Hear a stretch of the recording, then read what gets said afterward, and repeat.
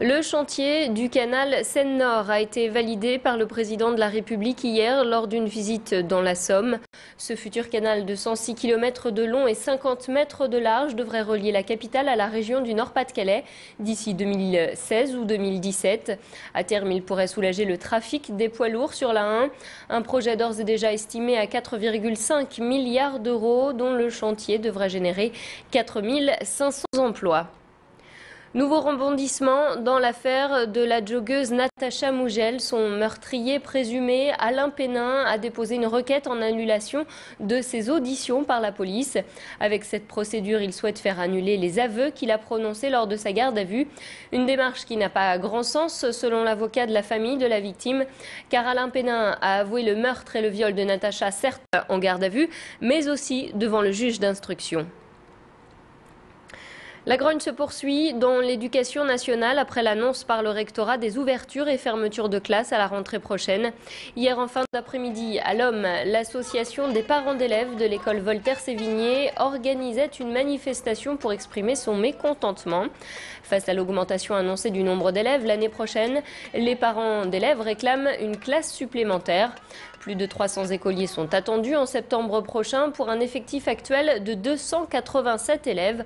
Or, aucune ouverture de classe n'est prévue par le rectorat. Depuis vendredi, les parents d'élèves occupent l'école. Ils réclament un rendez-vous avec l'inspecteur d'académie. Notre reporter Tanguy Lécluse est allé à leur rencontre. Ces parents d'élèves nous expliquent les raisons de leur mobilisation. Les enfants vont être plus de 30 l'année prochaine en classe, donc on a le droit à une ouverture. On nous la refuse, on demande au recteur un rendez-vous, il ne nous l'accorde pas. Très inquiète et c'est surtout l'avenir de nos enfants, parce que s'ils partent dans la vie en ne sachant pas lire ou en ayant des difficultés, c'est vraiment un problème. Sur le secteur de l'Homme-Marais, c'est la seule école qui est ici et dans 2 ans, dans 3 ans, ça va encore augmenter et si on n'ouvre pas des classes, ça n'ira pas. Deuxième semaine de mobilisation au chantier du grand stade de Villeneuve-d'Ascq. Les travaux n'avancent plus depuis la semaine dernière.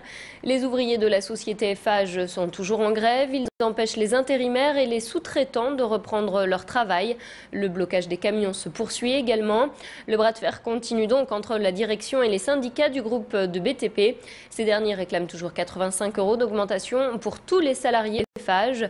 Pour l'instant, ils n'ont pas reçu d'écho favorable de la part de la direction. Le planning familial de Lille a été victime ce week-end d'une campagne de dénigrement. Dimanche après-midi, le directeur du planning a découvert une série d'affiches collées sur la vitrine du local dénonçant le droit à l'avortement. Les affiches ont rapidement été retirées par les membres de l'association, mais des photos ont été prises pour pouvoir porter plainte. L'interruption volontaire de grossesse est un droit depuis la loi Veil entérinée le 17 janvier 1975. Pourtant, certaines associations dites pro-vie s'opposent à ce droit, considérant le fœtus comme un être humain. Retour sur cette campagne de déstabilisation avec la coordinatrice du planning familial. Elle s'exprime au micro de Baptiste Blic. Elles étaient là, il y avait 4-5 affiches, c'était des fœtus grossis de manière à choquer davantage, quoi. Puisqu'on sait très bien que ça mesure quelques millimètres, et là c'est des affiches, je sais pas, sur des A3 même plus, quoi. Donc oui, effectivement, c'est choquant, oui. Malheureusement, ils ont une influence politique et ils infiltrent un peu tous ces milieux médicaux également, quoi.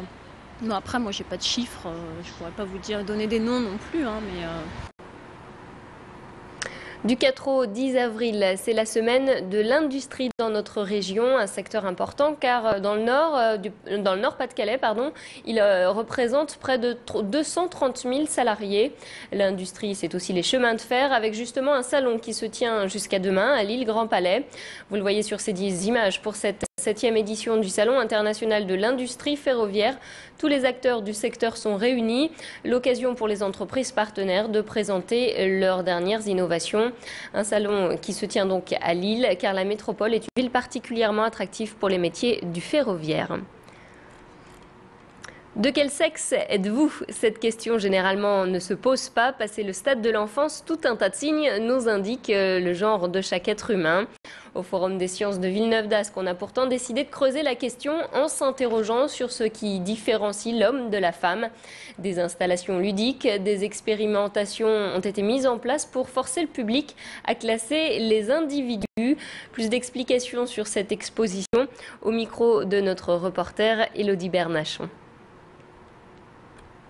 Effectivement, le sexe est important puisque c'est un des critères qui est cité sur notre carte d'identité. Donc juridiquement, on est reconnu aussi de cette manière-là. Mais il se trouve qu'en fait, on constate qu'il y a une catégorisation qui est faite, notamment en 2 grands groupes. Et donc, ce qui se passe, c'est que, effectivement, il y a une valeur identitaire importante, mais on a du mal pour autant à en trouver la preuve qui permettrait de dire de quel sexe fondamentalement on est, quoi. Donc, il y a un petit peu ce paradoxe de dire on sait, mais en fait, on ne sait pas. Voilà, il est 6h07, c'est la fin de ce flash. Merci de l'avoir suivi. Je vous rappelle que nous sommes ensemble toute la matinée pour faire le point sur l'actualité de la métropole lilloise tous les quarts d'heure.